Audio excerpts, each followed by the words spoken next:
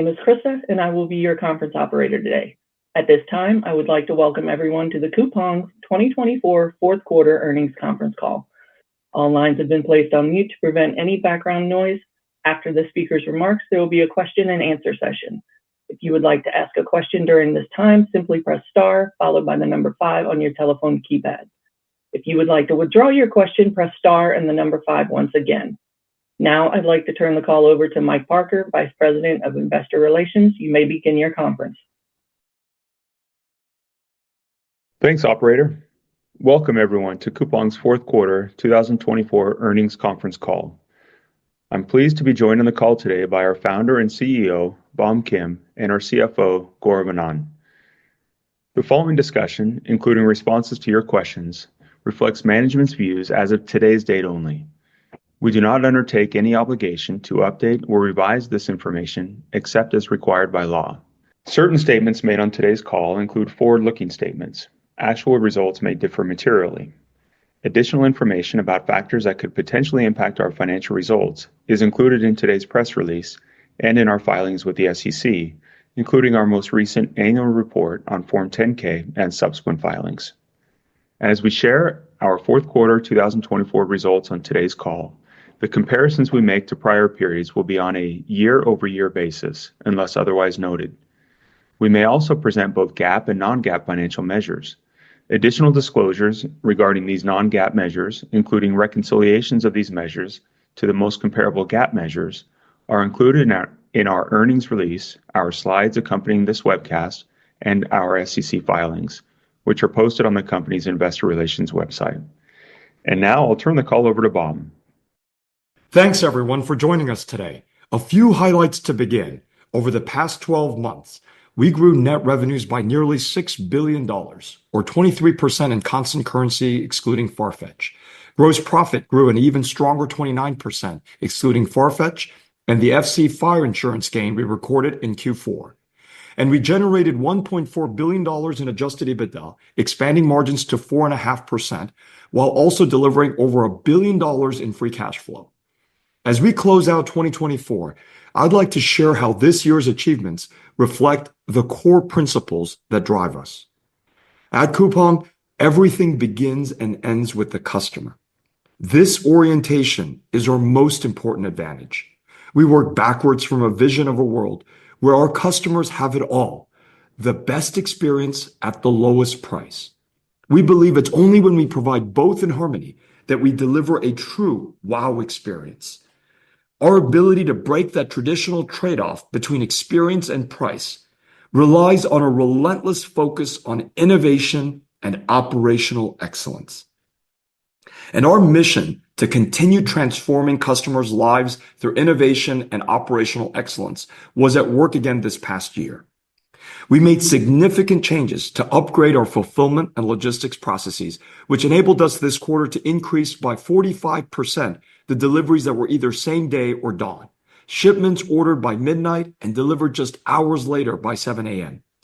We've also been able to extend the order cutoff for same day delivery by 2 hours. We've expanded our next day rocket delivery to now provide customers with next day installation services on thousands of items, from large appliances, furniture, electronics, to even tires for automobiles. Now, a customer who realizes that she needs new tires on her car can purchase them online from home and have them delivered and installed the very next day. We've increased our fresh assortment by over 30% this quarter, which now includes fresh flower delivery to customers across the market. 100% of our fresh selection comes with the promise of free same day and dawn delivery, which ensures that their orders are delivered within hours. Now a customer who forgets an important birthday can order with a few clicks on his phone just before midnight and have fresh flowers, ice cream, and a cake waiting at the door for his significant other when they wake up the next morning. We're also working to bring dawn and fresh delivery to more remote areas in the market. This includes Jeju Island, where we recently announced that customers can now get free overnight rocket delivery by 7 a.m. for orders placed as late as midnight. Our culture of relentless innovation fuels not only growth, but also continuous improvements in our processes and margins. We have always believed that customer experience and operational excellence can advance hand in hand. Better processes lead to better outcomes for customers. By innovating tirelessly on behalf of customers, we're simultaneously driving down costs and raising the bar on service quality. In the process of upgrading our fulfillment logistics network this year, we were able to eliminate waste in our processes and improve line haul costs by 16%. A key driver of our efficiency improvements is robotics and automation. We've made significant investments to streamline operations, nearly doubling the portion of our fulfillment and logistics infrastructure that is highly automated in the past year alone. This helps make jobs easier for our workforce while also increasing productivity. Even with these advances, we've only just begun to tap automation's full potential. The percentage of our total infrastructure that is highly automated is still just in the low teens. That's a huge runway for further improvements. Just as our past innovations have unlocked new levels of performance, the next wave, from robotics in our network to AI and the trillions of predictions we make daily, promises to drive even higher levels of growth and margin expansion in the quarters and years to come. Another pillar of our strategy has been our long view and willingness to make bold decisions and disciplined investments to build enduring value for customers and shareholders. We spent years building an end-to-end integrated technology and logistics infrastructure that allows us to deliver customer experience that we believe to be unmatched in global commerce today. That investment, though capital intensive, has put us at the frontier of innovation and drives our engine of compounding growth and expanding margins.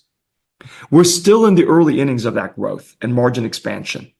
Importantly, our growth story extends far beyond Korea. We believe the playbook we pioneered in Korea can be applied in other markets with equal success. Our first international market, Taiwan, is a great example. We launched our full-stack e-commerce service, Rocket Delivery, in Taiwan in late 2022, and the customer response has been impressive. We closed out 2024 with significant momentum, with net revenues in the fourth quarter growing 23% quarter over quarter, operating at substantial scale. And the vast majority of that growth was organic, a testament to the differentiated customer experience that we're building. We're also delighted to share that we recently launched our WOW membership program in the market. We have an exciting journey ahead in Taiwan, and 2025 is off to a strong start. Farfetch is another compelling story to highlight. When we acquired Farfetch at the beginning of 2024, it was losing hundreds of millions of dollars annually and facing declining growth metrics. Yet within this challenge, we saw a rare opportunity. Farfetch was a sector leader with roughly $4 billion in annual transaction volume and a global brand in luxury fashion. In the year since the acquisition, our team applied the same relentless, disciplined execution that defines Coupang's operations. We made tough decisions with the aim of simplifying operations and refocusing the teams on the only two things that truly matter: customer experience and operational excellence. The results speak volumes. Farfetch's losses have shrunk dramatically to a break-even run rate today, and this significant turnaround was achieved with minimal loss of scale. Farfetch continues to attract 49 million monthly visitors in over 190 countries around the world. While we're proud of what the Farfetch team has accomplished so far, we're even more excited about the potential for the team to build on this promising foundation to deliver innovations that will transform the customer experience in global luxury commerce. Looking to 2025 and beyond, our strategy is simple. We'll continue to put our customers first, we'll continue to innovate relentlessly, and we'll continue to invest in big opportunities with discipline and a long-term horizon. We expect to expand margins in 2025 through greater utilization of automation and technology, further supply chain optimization, and the scaling of margin accretive offerings. In our established and newer markets, we see tremendous opportunities to expand selection through both our first and third-party selection, including FLC, that will in turn drive growth. We're confident that if we keep delivering more value to customers, they will reward us with their enduring trust and loyalty. We're still in the early stages of capturing the full growth and potential of our core offerings. And as we pursue new opportunities, we will maintain a disciplined capital allocation and operational approach. We have a robust pipeline of initiatives, but we carefully prioritize those that we believe can meet our high bar for customer impact and long-term returns. We've shown that we can launch and scale new offerings in a way that complements our existing business and shared assets. We'll apply the same discipline as we expand into new segments and geographies. Our approach: obsess over customers, invest for the long term, and drive operational excellence remains unchanged. None of our 2024 success would have been possible without our incredible teams. They have embraced the mission wholeheartedly. I want to thank each of them for their passion and dedication to exceed the expectations of our customers. I also want to thank our shareholders for their continued support and belief in our long-term vision, and our customers for inspiring us to be better every day. Their trust is our most precious asset, and we do not take it for granted. With that, I'll turn the call over to our CFO, Gaurav Anand, who will walk you through the financial details of the quarter and year. Thanks, Bom. Q4 was another strong quarter across our business, as we again delivered sustained growth in revenues, active customers, and profitability. As I walk through the numbers for the quarter in detail, I need to remind everyone that our Farfetch acquisition completed earlier in Q1 of 2024, impacting comparability. Additionally, this quarter we recognized a non-recurring insurance gain of $175 million related to the fire that damaged one of our fulfillment centers in 2021, and a loss of inventory and fixed assets recorded in the P&L in 2021. This quarter, we agreed to a settlement on a portion of the related insurance claim, resulting in the $116 million gain recorded in gross profit and $59 million gain recorded in OG&A expenses. Where possible, I'll provide results with and without Farfetch and the non-recurring insurance gains to provide better comparability between periods. Total net revenues this quarter grew 21% year-over-year, or 14% excluding the impact of Farfetch. It's worth highlighting that we have seen a significant weakening of the Korean won versus the US dollar, reaching its lowest levels in over 10 years. As a result, it's especially important to review our results on a constant currency basis this quarter. Adjusting for the impacts of these foreign currency changes, we grew 28% or 21% excluding Farfetch. Consolidated gross profit this quarter grew 48% or 29% excluding Farfetch and the fire insurance gain. We are seeing significantly higher growth rates in our FLC offering, where revenue is reported on a net basis. This will naturally compress our revenue growth rates as FLC becomes a more significant part of our overall volumes. As a result, we believe a more meaningful indication of the overall growth of our business going forward will be the growth in gross profit. We are seeing deeper levels of spend across all our customer cohorts as they respond to the value of Coupang's differentiated customer offering. This year, the annual spend of each of the customer cohorts, even our oldest, grew by more than 20%. And while our newest cohorts follow a similar trend as our oldest cohorts, their spend level is just a fraction of the spend of our oldest cohorts. Our oldest cohorts are still increasing their spend, and that shows that we have yet to realize the full wallet share potential of our cohorts. We also represent a small percentage of the market's total retail spend, which highlights the significant growth opportunity ahead. Our product commerce segment saw revenue growth of 9% year-over-year. In constant currency, that growth rate was 16%, reflecting the notable impact from the weakening Korean won in Q4. Gross profit this quarter grew 31%, or 24% excluding the impacts of the fire insurance gain. Our product commerce active customers grew 10% year over year. We also saw growth in WOW members this year. We continued to see strong growth in average spend levels, with constant currency revenues per active customer growing 6% year over year. Developing offering segment revenues in Q4 grew roughly 300% year over year in both reported and constant currency amounts. Excluding Farfetch, developing offerings segment revenues grew 124% or 136% year over year in constant currency. We are especially encouraged by the growth momentum we saw this quarter in both Eats and Taiwan and expect that momentum to continue throughout 2025. This quarter represented another record quarter in gross profit, where we generated $2.5 billion in gross profit. This represents a 48% year-over-year growth and a gross profit margin of 31.3%. Excluding both Farfetch and the $116 million insurance gain, adjusted gross profit in Q4 was $2.2 billion, growing 29% year-over-year, with a gross profit margin of 29%. This represents a margin improvement of over 330 basis points versus last year and 90 basis points over the last quarter.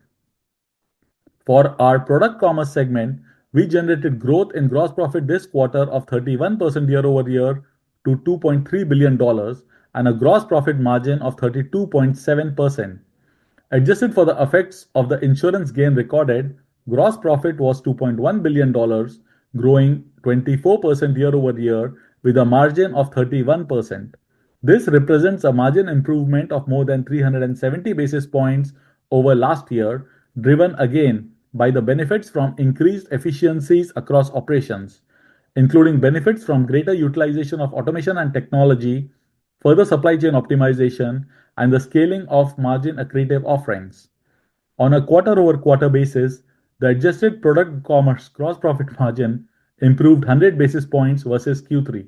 OG&A expense as a percentage of revenue increased over 370 basis points versus last year, or over 440 basis points, excluding the $59 million insurance gain recorded within OG&A. This increase is primarily due to the inclusion of Farfetch and its related acquisition and restructuring costs. As we discussed last quarter, we have also increased our technology and infrastructure expense to build a stronger foundation for future scalability. We are excited about the potential we are seeing to drive significant growth in revenues and margins through these increased tech investments into areas like AI and automation. We also expect OG&A expenses will decline over time as a percentage of revenue in the near to medium term. This quarter, we generated $279 million of income before income taxes and $156 million of net income attributable to Coupang stockholders. This resulted in diluted earnings per share of 8 cents. Excluding the fire insurance gain, net income attributable to Coupang shareholders was approximately $24 million for the quarter, and diluted earnings per share was 1 cent. On a consolidated basis, we reported $421 million of adjusted EBITDA this quarter, which, among other things, excludes the fire insurance gain and the non-recurring acquisition and restructuring costs at Farfetch. This resulted in an adjusted EBITDA margin for the quarter of 5.3%, up 80 basis points over the last year. For the full year, we generated adjusted EBITDA of $1.4 billion with a margin of 4.5%. This represents an expansion of adjusted EBITDA margins on an annual basis. Excluding Farfetch, we reported $391 million of consolidated adjusted EBITDA this quarter and $1.4 billion for the full year, with a full year adjusted EBITDA margin of 4.9%. Our product commerce segment delivered $539 million of adjusted EBITDA in Q4 with a margin of 7.8%. This consists of margin expansion of over 70 basis points year over year and over 100 basis points quarter over quarter. For developing offerings, our Q4 segment adjusted EBITDA loss was $118 million, improving $32 million year-over-year and $9 million quarter-over-quarter. The progress we saw this quarter were primarily driven by improvement in both Eats and Farfetch. We also note that Farfetch benefited this quarter from recurring seasonality in profitability typically seen in Q4 each year, as well as certain one-time adjustments. For the full year, we generated $1.9 billion in operating cash flow and $1 billion of free cash flow. This represents a decrease in free cash flow of $759 million versus last year and an $81 million quarter-over-quarter improvement over the Q3 TTM free cash flow. As we noted last quarter, we do not believe there has been a structural change in our free cash flow generation, as a decrease over the prior year is driven primarily by certain non-recurring working capital benefits that we previously communicated were in the prior year.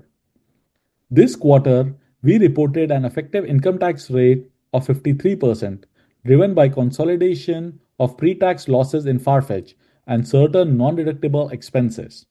As a reminder, this is just an accounting tax rate, as our cash tax obligation in 2024 is closer to 20%, excluding Farfetch losses.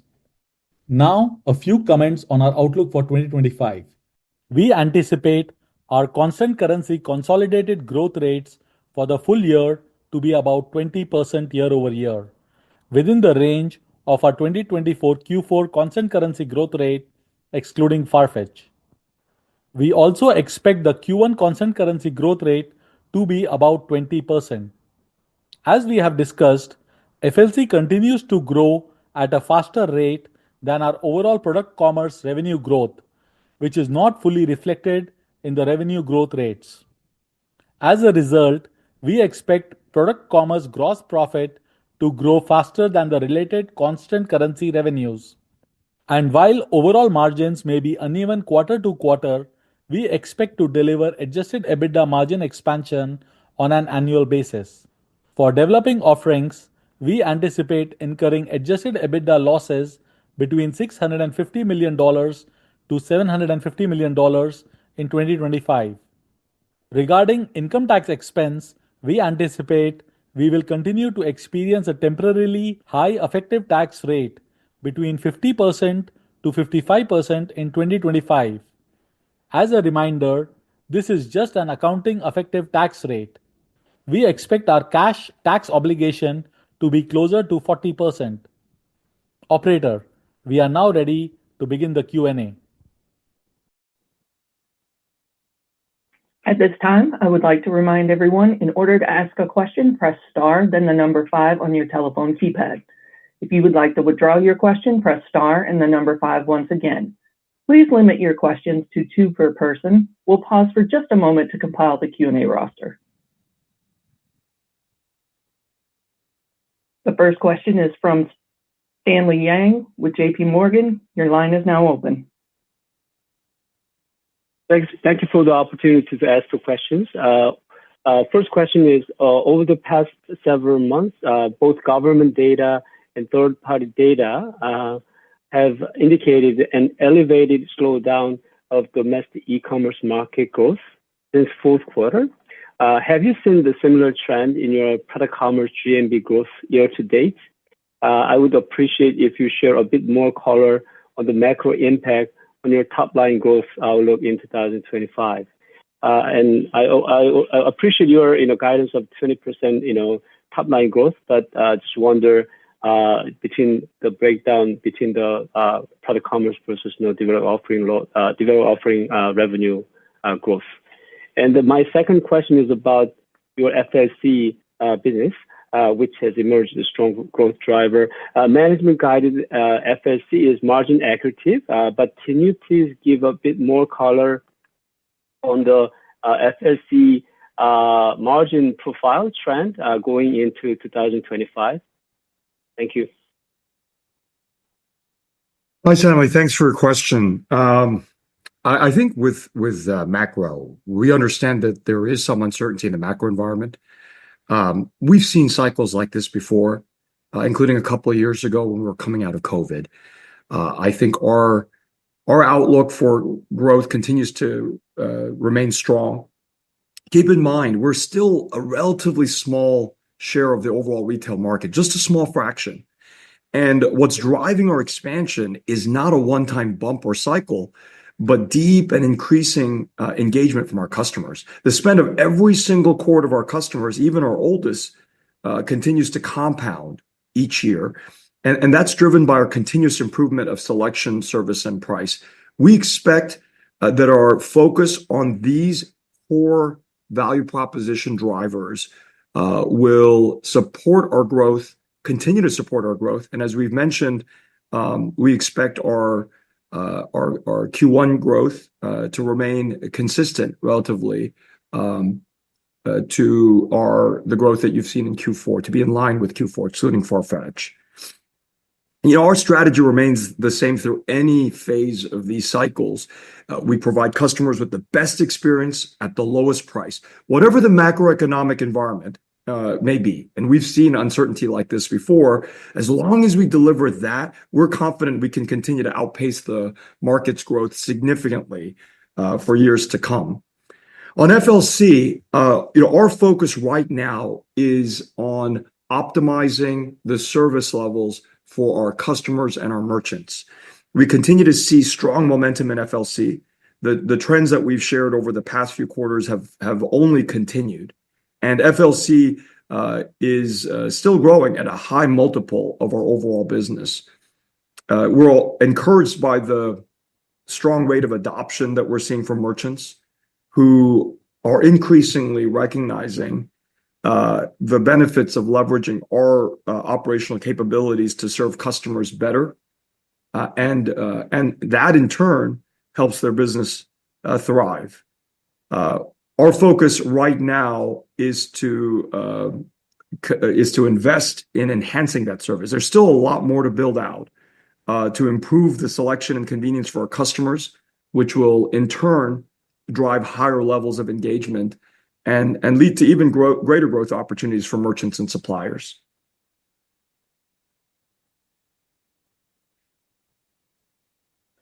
The next question is from Eric Cha with Goldman Sachs. Your line is now open. Yeah, thank you for the opportunity to ask questions. I have two. Firstly, on Eats, I believe Coupang is adjusting the platform fee.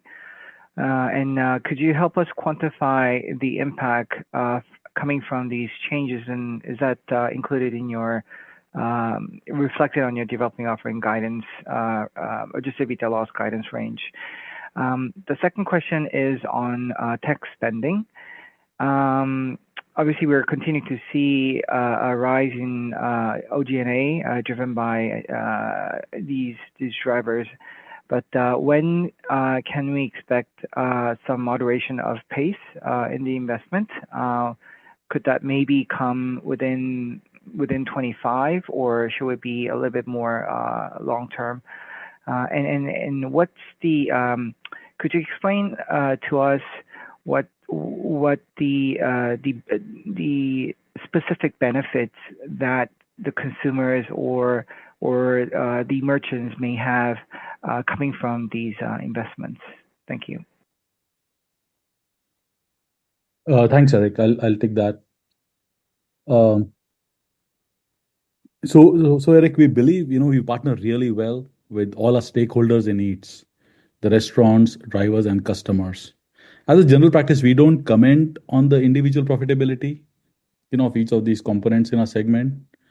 But in Eats, we see many opportunities to continue improving the customer's offering, as we have done, as well as improving our operations.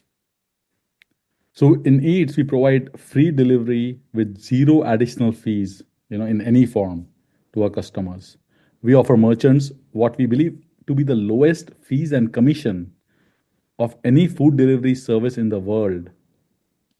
With that, we are committed, to build a strong partnership with our restaurant and delivery partners and striving to improve the experience for our customers. And moving on to your next question, Eric, on the overhead expense.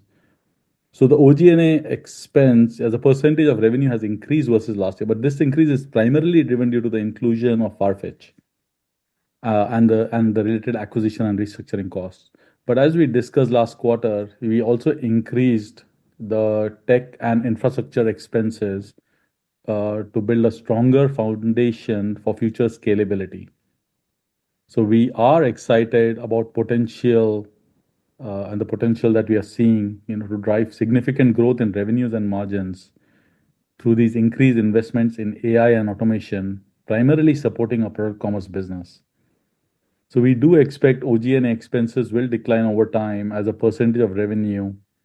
I think the guidance we are giving is in near to medium term right now.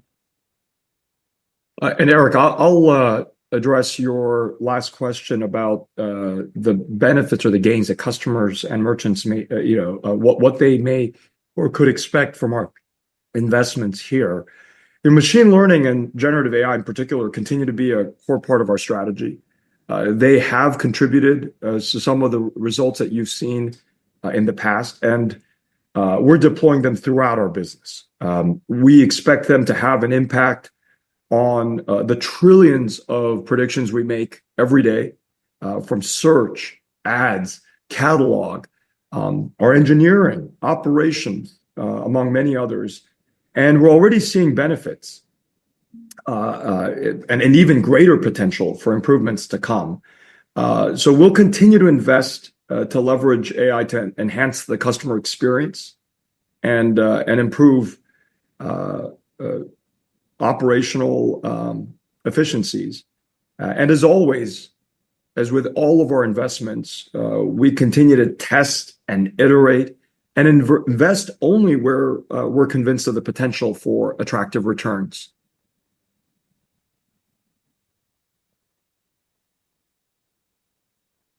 Our next question comes from Seyon Park with Morgan Stanley. Your line is now open. Hi, good morning. Thank you for the opportunity. I also have two questions. The first is on Farfetch. If maybe management can share what the ambition, now that the restructuring phase appears to be done, what the strategy going forward will be, and whether Farfetch, whether we could see, potentially an integration of Farfetch, into Coupang or with the Korean consumers, is my first question. The second question is just kind of on the CapEx investment outlook. I'm assuming that the increase in coverage in Korea is not as fast as it was in the past, given that we already have nationwide coverage. And hence, should we expect the same cadence of CapEx spending going forward, or is there a chance that could be adjusted or a shift to investments outside of just pure coverage? Thank you.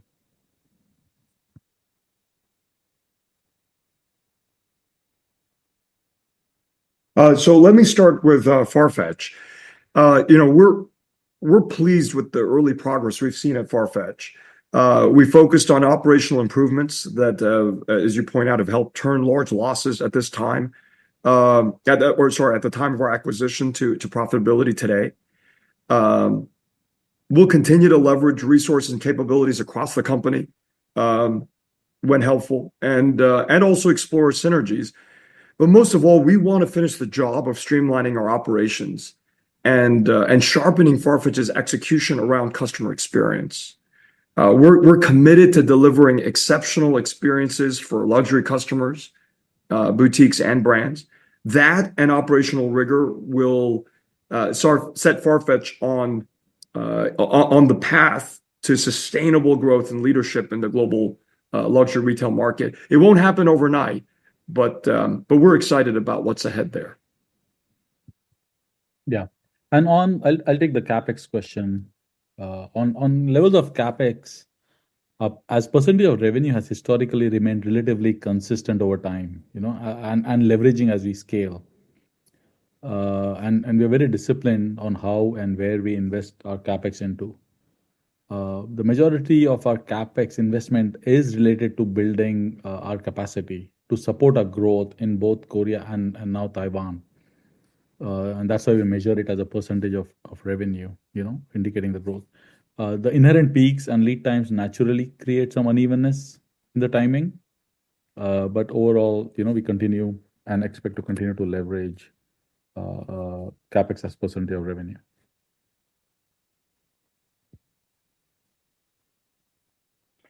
We will now take our last question from the line of Jiong Xiao with Barclays. Your line is now open. Thank you very much for taking my questions. I have two as well. First is on your developing offering guide. I was hoping you can elaborate a bit on your guide of 650 to 750 million investments. So I want to be clear. Like, I suspect you have Farfetch in it. Just rough, the Farfetch run rate is about $120 million profit. Does that mean the rest of the old kind of core developing offering, the loss should be 750 to 850? I want to make sure my math or my understanding is correct.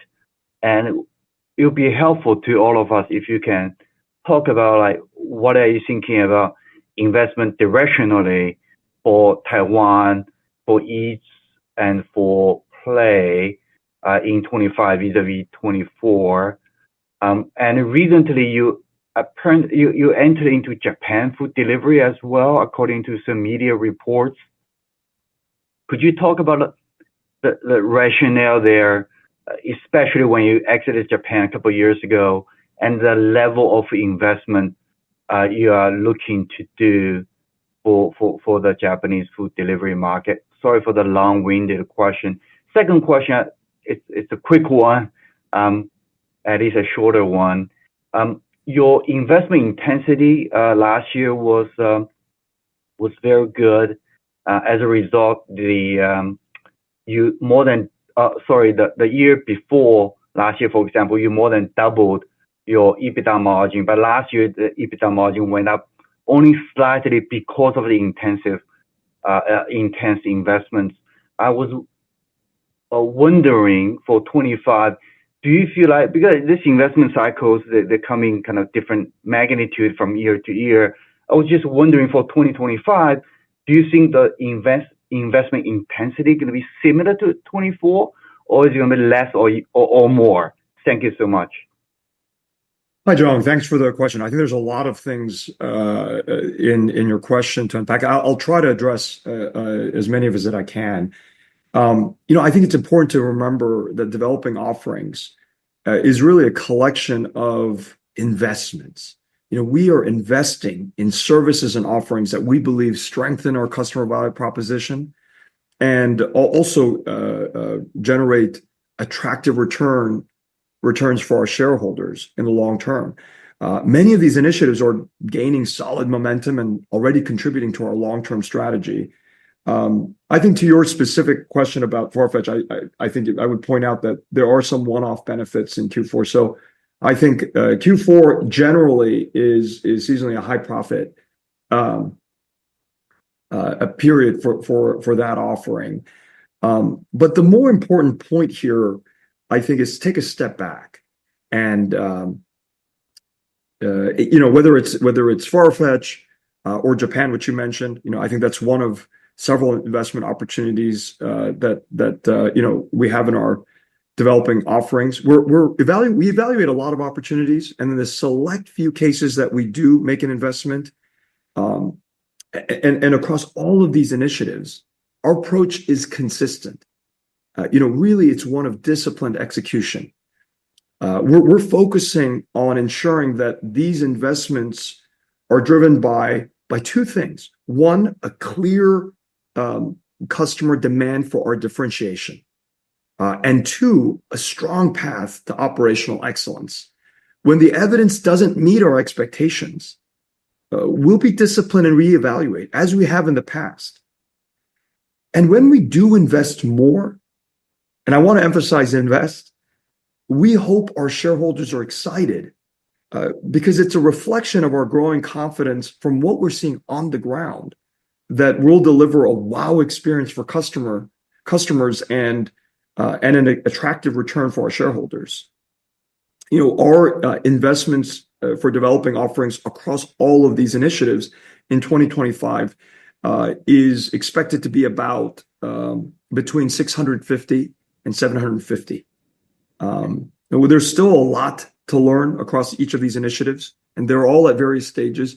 But where we're investing more, we hope it's a reflection of the confidence. I hope you see it as a reflection of our growing conviction that we are delivering. We have a line of sight to delivering a clear wow experience and attractive returns for our shareholders. And on your third question on EBITDA margin expansion, I believe you're referring to the OpEx investment. We just discussed that a few minutes ago. We continue to be disciplined. We made decisions to invest, and we do expect OG&A expenses will decline over time in the near to medium term. Okay. Thank you, guys. Thank you. This concludes today's conference call. Thank you, and you may now disconnect.